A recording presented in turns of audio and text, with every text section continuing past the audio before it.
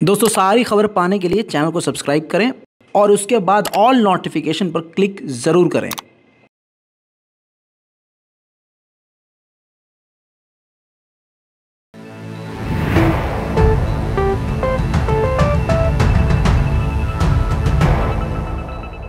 सलाम नमस्ते सत श्री अकाल, मैं हूं रजा और आप देख रहे हैं रजाग्राफी का वॉर अपडेट, वो भी सेकंड पार्ट आज का, जो कि बड़ी खबरों के साथ आपके सामने आया हूं। खाना वाना खा लिया है सुकून से तो ध्यान से मेरी बात सुन लीजिए, और नहीं खाया है तो 5 मिनट बाद खा लीजिएगा। पहले खबर सुनिए जो काफ़ी बड़ी है। व्लादिमीर पुतिन और यानी पुतिन की सरकार कई बार मना कर चुकी है कि हम परमाणु हमला नहीं करेंगे।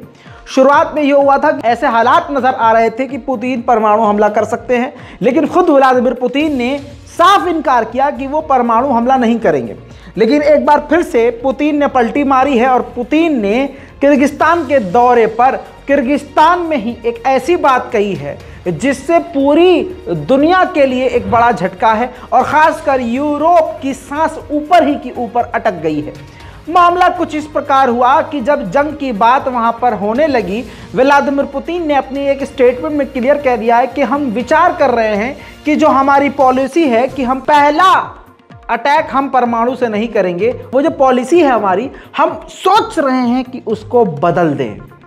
ये काफ़ी बड़ी बात है दोस्तों। अभी तक ये एक ऐसी पॉलिसी है रूस की जिस पॉलिसी के तहत रशिया पहले परमाणु बम का इस्तेमाल नहीं करेगा, और पुतिन उसको बदलने के लिए कह रहे हैं अपने मुंह से। अब दोस्तों ये है ताज़ा तस्वीर। किर्गिस्तान जब वो पहुंचे हैं तो देखिए उनके सिक्योरिटी गार्ड के हाथ में वो सूटकेस है, न्यूक्लियर बटन सूटकेस, यानी समझ रहे हैं आप। हाँ, बहरहाल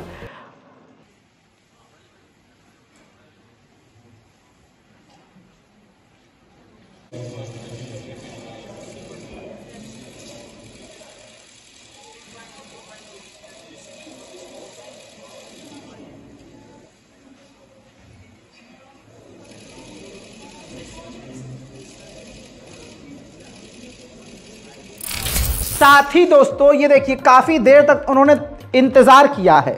वहां निकोल पाशियान, आर्मीनिया के प्रधानमंत्री से उनकी मुलाकात हुई। मुलाकात करने से पहले निकोल पाशियान का उन्होंने काफी देर इंतजार भी किया। अगर आपको लग रहा है कि नहीं ये इतनी बड़ी खबर नहीं है, रजा भाई वैसे ही मोदी जी की तरह मन की बात कर रहे हैं। स्क्रीन पर ये रिपोर्ट देखिए। उस खबर के बाद पुतिन ने जो कहा कि हम उस पॉलिसी को चेंज करेंगे, उसके बाद पुतिन ने धमकी दी है, और जेरूशलम पोस्ट के अलावा ये दर्जनों जगह ऑलरेडी रिपोर्ट आ चुकी है। पुतिन ने कहा है कि अगर कोई भी देश गलती से भी अटैक करने की कोशिश करती है और न्यूक्लियर अटैक लॉन्च करती है हमारे खिलाफ, हम उससे पहले उस देश को पूरी तरह से मिटा देंगे। तो दोस्तों दो जगह बड़ी बात है, दो अलग अलग बड़े स्टेटमेंट सामने आ गए हैं पुतिन के, जिसमें वो न्यूक्लियर हमले की धमकी दे रहे हैं। वहीं आपको बता दूं, जैसे ही व्लादिमीर पुतिन ने जी हाँ इधर धमकी दी, कुछ चीजें बदल गईं। परमाणु की धमकी, मोदी खुद, भारत के प्रधानमंत्री मोदी रशिया जाने वाले थे समिट के लिए, मीटिंग के लिए, जिसमें रूस और भारत की काफी अहम और बड़ी डील हो सकती थी। जैसे ही पुतिन ने परमाणु धमकियां दी, पुतिन से मिलने के लिए जो प्लानिंग चल रही थी और भारत के प्रधानमंत्री जो जाने वाले थे, वो पूरी तरह से प्लान भारत ने कैंसिल कर दिया है। उधर व्लादिमीर पुतिन की एक वीडियो 2 दिन पहले की वायरल हुई है, जिसमें वो नशे की हालत में बता रहे हैं और कह रहे हैं कि हम यूक्रेन पर हमले जारी रखेंगे, क्योंकि यूक्रेन ने पहले क्रीमिया पर हमला किया था। इरादे व्लादिमीर पुतिन के खतरनाक हैं, नशे में बोल रहे हैं, और कहते हैं नशे में आदमी दिल की बात बोल देता है। सुनिए। Все бредни, информационное противостояние, информационные вбросы, всякие фейки должны остаться в стороне. Не должны мешать нам выполнять свой долг перед нашими людьми. Да и не надо быть особенно искушенным в этом информационном противоборстве, чтобы понимать, что происходит на самом деле. Вот сейчас много шума по поводу наших ударов по энергетической инфраструктуре соседней страны. Да, мы делаем это. Но кто начал? Кто ударил по мосту, по Крымскому? Кто подорвал линии электропередач с атомной электростанции Курска? Кто не подает воду в Донецк? Неподача воды в миллионный город – это акт геноцида. Никто, нигде словом об этом не обмолвился. Вообще. Молчок полный. Стоит нам только пошевелиться, что-то сделать в ответ. Шум, гам, треск на всю Вселенную. Это не будет нам мешать выполнять боевые задачи.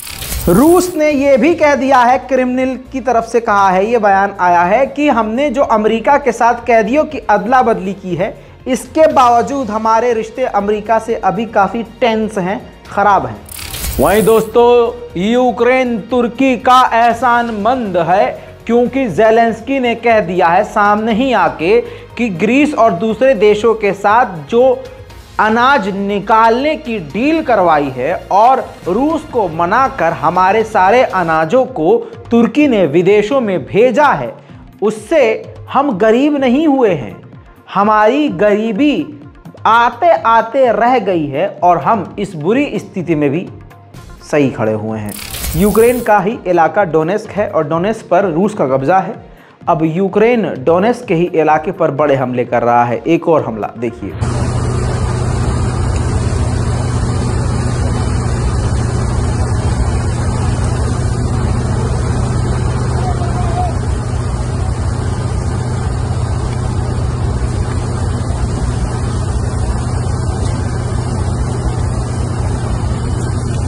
उधर जर्मनी ने बड़ा ऐलान कर दिया है। जी हां, sky next air defence system, जो काफ़ी ख़तरनाक एयर डिफेंस सिस्टम है। अब तक आप इसको हॉलीवुड की फिल्मों में देखे होंगे और कई एनिमेटेड फिल्मों में आपने देखा होगा, गेम्स में ये हथियार देखा होगा।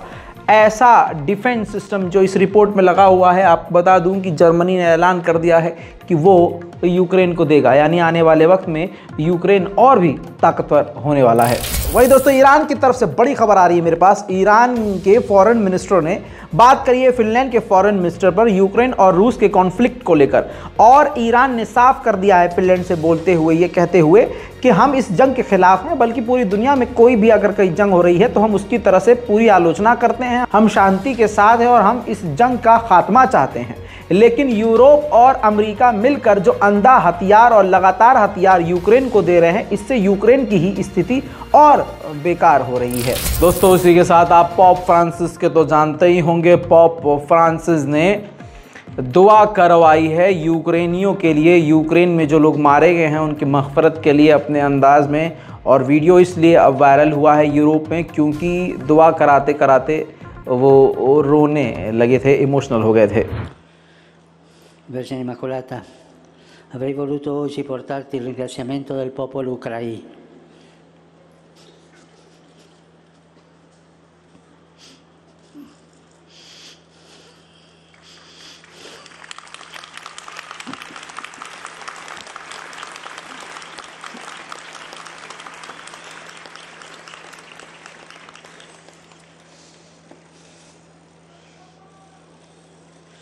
Popolo ucraino, per la pace che da tempo chiediamo al Signore. Invece devo ancora presentarti la supplica dei bambini, degli anziani, dei padri e delle madri, dei giovani di quella terra martoriata. Ukraine का नया इल्ज़ाम यह है कि Russia ने Zaporizhzhia power plant में काम करने वाले 2 एम्प्लॉय को ही, जो यूक्रेनियन हैं, उनको किडनैप कर लिया है। उधर एक बड़ी खबर, बुल्गारिया अब 9.5 महीने की जंग के बाद यूक्रेन को पहली बार मिलिट्री एड देने वाला है। हथियारों के साथ साथ सेना से भी मदद देगा। वही दोस्तों, रूस का एक शहर है राइजान, वहां पर गैस से ब्लास्ट हो गया है। जांच चल रही है।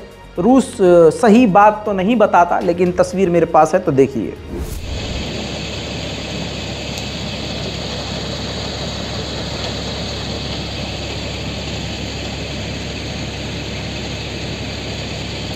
वहीं दूसरी तरफ डोनेट्स्क के इलाके में यूक्रेन लगातार हमले कर रहा है। एक बड़े होटल पर भी हमला करके पूरी तरह से यूक्रेन ने उस होटल को खंडर में तब्दील कर दिया है।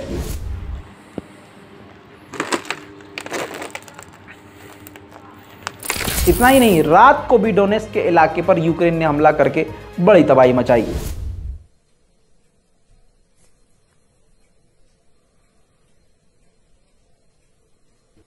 तो दोस्तों, आज की वॉर अपडेट में इतना ही। इस पूरी रिपोर्ट पर अपनी राय देना मत भूलिएगा। रिपोर्ट को शेयर कीजिए, दुआओं में याद रखिए। मैं हूं रज़ा और आप देख रहे हैं रज़ाग्राफी। जय हिंद।